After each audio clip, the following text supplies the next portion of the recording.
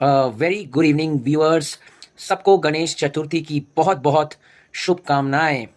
मैं आज आपके सामने बहुत दिनों बाद आया हूं। जैसे कि आपको पता ही था, मेरे लास्ट एक वीक से मेरे गले की आवाज़ बिल्कुल ही नहीं थी। सोर थ्रोट था, तो मैंने अभी भी है। फिर भी मैं इतने दिन रहा नहीं गया, तो मैं आज आपके सामने मार्केट का अपडेट लेके आया। तो जैसे कि आपने देखा, फाइनली यूएस ने इंडिया पर 50% का टैरिफ लगा ही दिया है। इंडिया जो गुड्स एक्सपोर्ट कर रहा है यूएस में, तो कई इंपॉर्टेंट गुड्स में 50% टैरिफ लगाया गया है।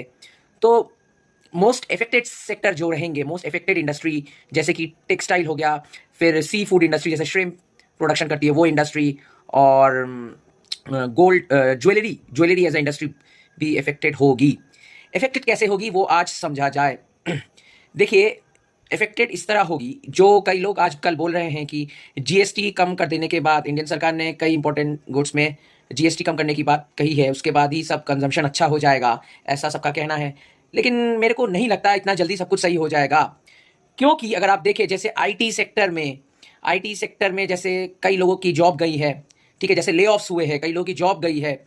तो जॉब सिक्योरिटी नहीं है, कई लोगों की जॉब चली गई है आईटी सेक्टर में। जैसे कि आप देख रहे हैं, ले ऑफ्स हो रहे हैं, फ्रीक्वेंट ले ऑफ्स हो रहे हैं, क्योंकि आईटी कंपनीज अपने मार्जिन को अच्छा करने के लिए वो एआई का इस्तेमाल करेगी ज़्यादा से ज़्यादा, और जिसके वजह से वो बहुत तेज़ी से ले ऑफ्स कर रही है। टीसीएस हो गया, इन्फोसिस हो गया, ये सब कंपनीज करेंगी, जिसकी वजह से जो है कि नौकरियों, लोग बहुत जॉबलेस होंगे।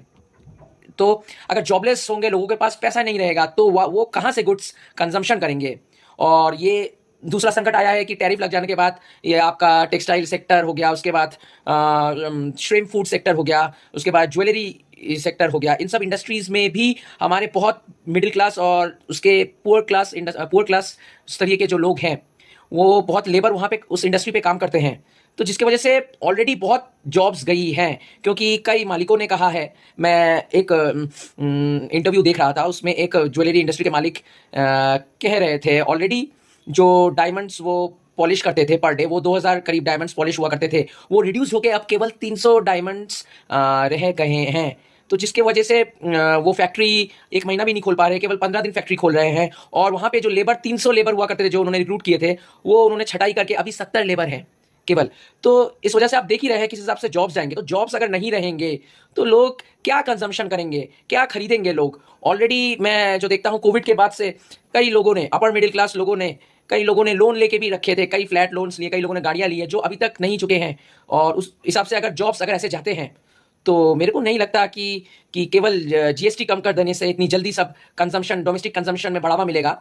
टाइम लगेगा। लेकिन मैं फिर भी अगर स्टॉक मार्केट की बात करूं, इंडियन मार्केट्स के लिए मैं पॉजिटिव हूं।